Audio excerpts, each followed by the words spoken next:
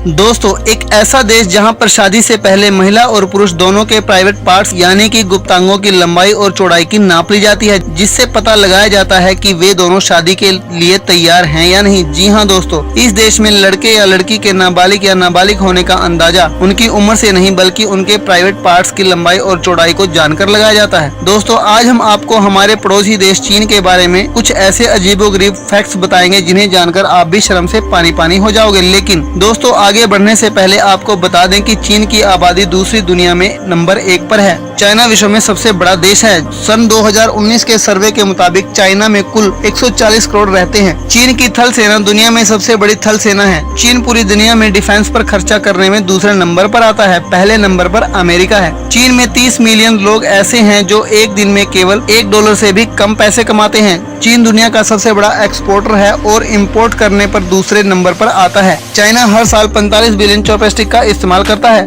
चीन में सबसे ज्यादा मौत की सजा दी जाती है। पूरी दुनिया में मिलाकर जितनी मौत की सजा दी जाती है उससे 4 गुना ज्यादा केवल चाइना में मौत की सजा दी जाती है। चीन के करीबन 45 मिलियन लोग अभी भी गुफाओं में रहते हैं। करीबन 700 मिलियन लोग चीन में गंदा पानी पीते हैं। सैन फ्रांसिस्को का 1/3 एयर पोल्यूशन चाइना की वजह से होता है। करीबन 78% सॉफ्टवेयर चाइना में जो इंस्टॉल किए जाते हैं वह पायरेटेड होते हैं। हर 30 सेकंड में एक बच्चा चीन में जन्म दोष के साथ पैदा होता है। 3 में से हर एक सॉक्स जो आप पहनते हैं वह चाइना के दांत अंजू की सिटी में बनाई जाती है। दोस्तों, चीन में शादी से पहले महिला और पुरुष दोनों के प्राइवेट पार्ट्स यानी गुप्तांगों की लंबाई और चौड़ाई की नाप ली जाती है, जिससे पता लगाया जाता है कि वे दोनों शादी के लिए तैयार हैं या नहीं। जी हाँ दोस्तों, इस देश में लड़के या लड़की के बालिग या नाबालिग होने का अंदाजा उनकी उम्र से नहीं बल्कि उनके प्राइवेट पार्ट्स की लंबाई और चौड़ाई को जानकर लगाया जाता है। दुनिया के कई देशों की तरह चीन में भी महिलाओं के साथ हिंसा गंभीर समस्या है। हालांकि हिंसा के यहाँ कई रूप हैं। इन्हीं में से एक तरीका है शादी के दौरान दुल्हन या दुल्हन की हम उम्र लड़कियों के साथ छेड़छाड़ करते हुए लोकगीत गाना। इस छेड़छाड़ को बकायदा एक परंपरा का रूप दिया गया है। ना वहाँ नाम की इस रस्म में दुल्हन को लेकर अजीबोगरीब गाने गाना और उसे जबरदस्ती शराब पिलाने जैसी बातें शामिल हैं। चीन में महिलाओं के साथ यौन हिंसा का अंदाजा इस बात से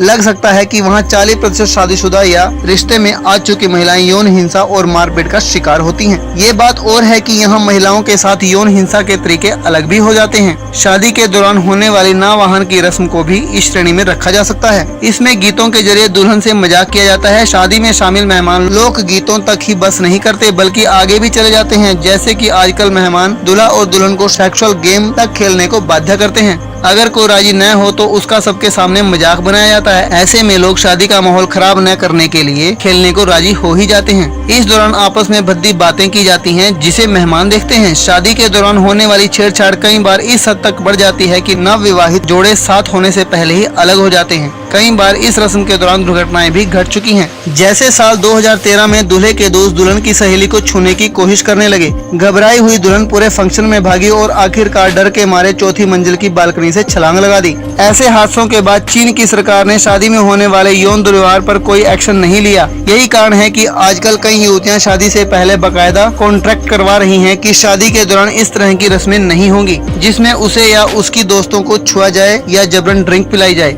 चीन में हर साल लाखों की संख्या में लड़कियां अबॉर्शन कराती हैं क्योंकि चाइना में 1 चाइल्ड पॉलिसी लागू है। चीन का नेशनल स्पोर्ट टेबल टेनिस है। चीन में करीब 40 मिलियन लोग ऐसे हैं जिन्हें शादी करने के लिए बीवी नहीं मिलती, लेकिन 1973 में चाइना ने अमेरिका के सामने एक प्रस्ताव रखा था जिसमें चाइना करीबन 10 लाख चाइनीज वुमेन अमेरिका को देने वाला था, जिसकी वजह से अमेरिका की पॉपुलेशन बढ़ सके। चाइना में जो कंपनियां फ्रॉड करती हैं वहां उन्हें सीधे सजाए मौत दी जाती है। पूरी दुनिया के 50% सुअर केवल चाइना में है। पूरी दुनिया में जितने भी पांडा हैं वह सारे के सारे चाइना के हैं। अगर आपको चाइना देश के अलावा कहीं और कोई पांडा दिखाई देता है तो समझ लीजिएगा कि यह पांडा चीन से लीज पर लिया गया है। सन 2014 में चाइना दुनिया का सबसे बड़ा इकोनॉमी बन गया था। उसने यूएस को पीछे छोड़ दिया था। चीन की महान दीवार के निर्माण में अनुमानित 4 लाख लोग मारे गए थे। चीन में जिन महिलाओं की उम्र 20 के आखिरी पड़ाव तक पहुंच जाती है और वे अविवाहित रहती हैं तो उनके लिए एक अपमानजनक शब्द का इस्तेमाल किया जाता है। यह शब्द है शेंग नू। इसका मतलब है छूट चुकी महिलाएं। चीन में सिंगल रहने का चलन तेजी से बढ़ रहा है। लोग अपने करियर को आगे बढ़ाने के मकसद से शादियों को बंधन समझ लगे हैं। फिर भी महिलाओं पर शादी का दबाव कायम है। चीन में घटती जनसंख्या दर भी इस दबाव की एक वजह है। वहाँ की सरकार चाहती है कि लोग शादियां करें और बच्चे पैदा करें।